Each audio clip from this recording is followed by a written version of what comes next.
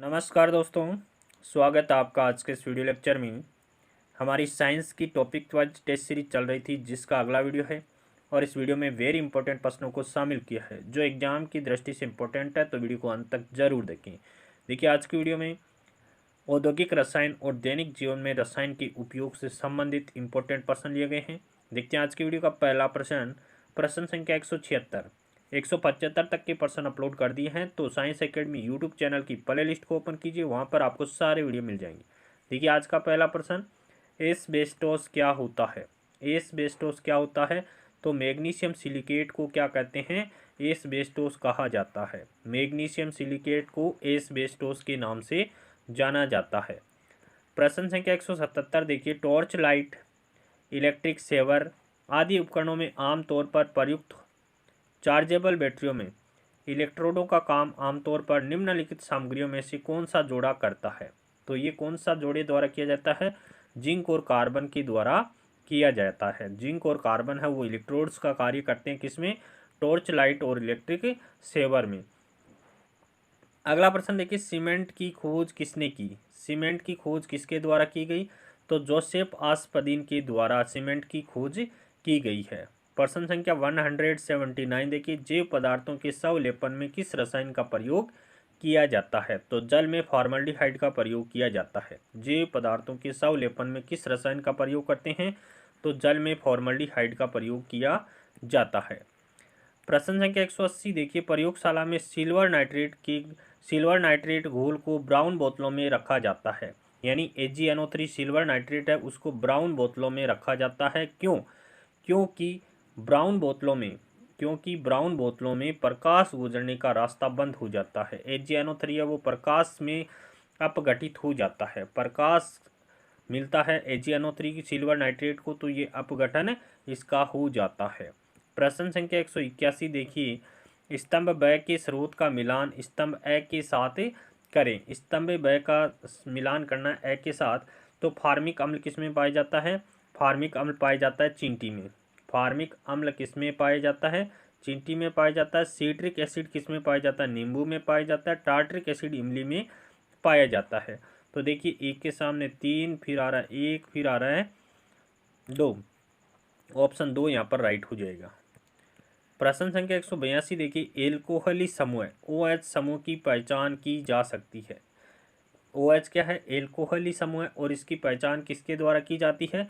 FeCl3 परीक्षण के द्वारा एल्कोहली समूह की जांच या पहचान की जा सकती है। प्रश्न संख्या 183 देखिए, सोडियम को आमतौर पर निम्नलिखित में से किस पदार्थ के नीचे रखा जाता है? तो सोडियम को किस में रखते हैं? केरोसिन तेल में रखा जाता है या मिट्टी के तेल में इसको रखा जाता है। प्रश्न संख्या 184 देखिए, निम्नलिखित में से वे दो तत्व कौन से हैं जिनसे बहुत बड़ी संख्या में यौगिक तैयार किए जाते हैं? तो सबसे बड़ी संख्या में यौगिक किसके तैयार किए जाते हैं? कार्बन और हाइड्रोजन के यौगिक बनाए जाते हैं। प्रश्न संख्या 185 देखिए, गैस के गुब्बारों में हाइड्रोजन गैस की जगह हीलियम गैस का प्रयोग किया जाता है क्योंकि यह अदहनीय है।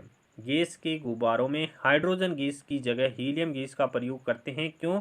क्योंकि हीलियम गैस है वो अदहनीय है, जबकि हाइड्रोजन गैस क्या है? हाइड्रोजन गैस है वो ज्वलनशील है, ज्वलनशील होती है हाइड्रोजन गैस, जबकि हीलियम गैस है वो ज्वलनशील गैस नहीं है। इस कारण से गुब्बारों में हीलियम गैस का प्रयोग किया जाता है। प्रश्न संख्या 186 देखिए, प्रदूषण नियंत्रण कार्यक्रम का उद्देश्य निम्नलिखित में से किस पदार्थ अपशिष्ट को नदियों में विसर्जन को कम करना है? तो किसको है? ऑक्सीजन हास्क।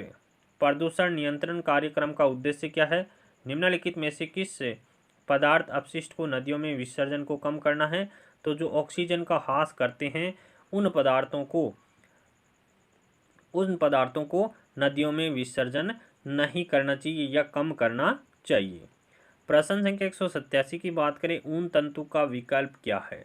तो ऊन तंतु का विकल्प क्या है? नाइलॉन 66 ऊन तंतु का विकल्प माना जाता है। प्रश्न संख्या 188 देखिए, भूरी शर्करा विलयन को विराजित करने के लिए प्रयोग में लाए जाने वाले कोयले यानी चारकोल को निम्नलिखित में से क्या कहते हैं? तो जानतव चारकोल कहते हैं या जंतु चारकोल कहते हैं। भूरी शर्करा विलयन को विराजित करने के लिए प्रयोग में लाई जाने वाले कोयले यानी चारकोल को निम्नलिखित में से क्या कहते हैं? तो जंतव चारकोल कहा जाता है।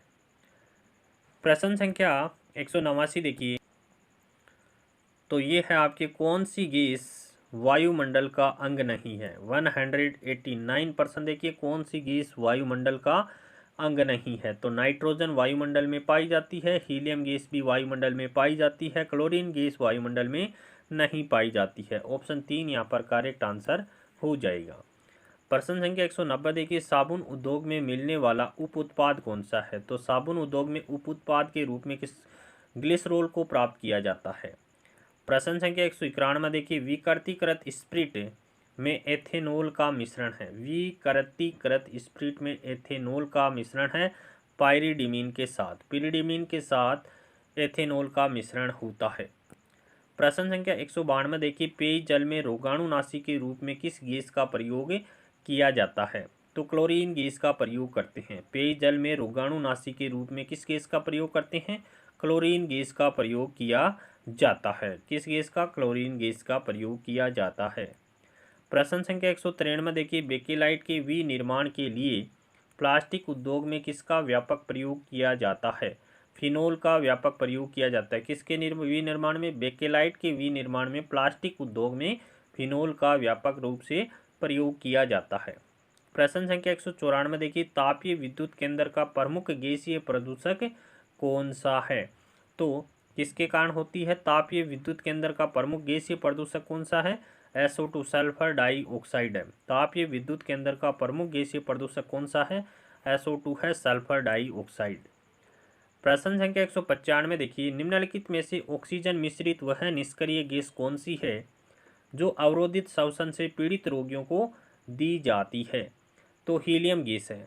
निम्नलिखित में से ऑक्सीजन मिश्रित यानी ऑक्सीजन के साथ हीलियम का मिश्रण दिया जाता है, और हीलियम क्या एक निष्क्रिय गैस है जो अवरोधित श्वसन से पीड़ित रोगी है उनको दी जाती है। किसके साथ? ऑक्सीजन के साथ हीलियम का मिश्रण दिया जाता है।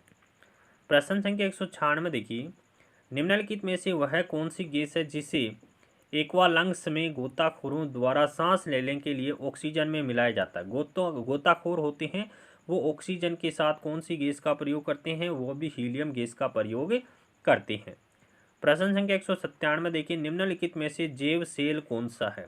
निम्नलिखित में से जैव सेल कौन सा है? तो कोयला क्या है? जैव सेल है। प्रश्न संख्या 198 देखिए, सिगरेट के धुएं का मुख्य प्रदूषक क्या है? किसमें? सिगरेट के धुएं में मुख्य प्रदूषक क्या होता है? कार्बन मोनोऑक्साइड होती है और निकोटीन होता है। कार्बन मोनोऑक्साइड और निकोटीन होता है किसमें? सिगरेट के धुएं में। प्रश्न संख्या 199 देखिए, पाश्चुरीकरण एक प्रक्रिया है जिसमें दूध को गर्म किया जाता है। पाश्चुरीकरण एक प्रक्रिया है जिसमें दूध को 63 डिग्री सेंटीग्रेड पर 30 मिनट तक गर्म किया जाता है। पाश्चुरीकरण है जिसमें दूध है वो थैलियों में पैक किया जाता है, प्लास्टिक की थैलियों में। तो इसमें दूध को 63 डिग्री सेंटीग्रेड पर 30 मिनट तक गर्म करके फिर ठंडा किया जाता है। प्रश्न संख्या 200 देखिए, धूम्रकोर स्मॉग में मौजूद आंख में जलन पैदा करने वाला एक शक्तिशाली द्रव्य कौन सा है? तो पेरोक्सी एसिटिल नाइट्रेट होता है। धूम्रकोहरे या स्मॉग में मौजूद आंख में जलन पैदा करने वाला एक जो शक्तिशाली रसायन है वो कौन सा है? पेरोक्सी एसिटिल नाइट्रेट होता है। प्रश्न संख्या 201 और आज का अंतिम प्रश्न भी है, लिटमस प्राप्त किया जाता है। तो लिटमस को किससे प्राप्त करते हैं? लाइकेन से प्राप्त किया जाता है। लिटमस को किससे प्राप्त किया जाता है? लाइकेन से प्राप्त किया जाता है।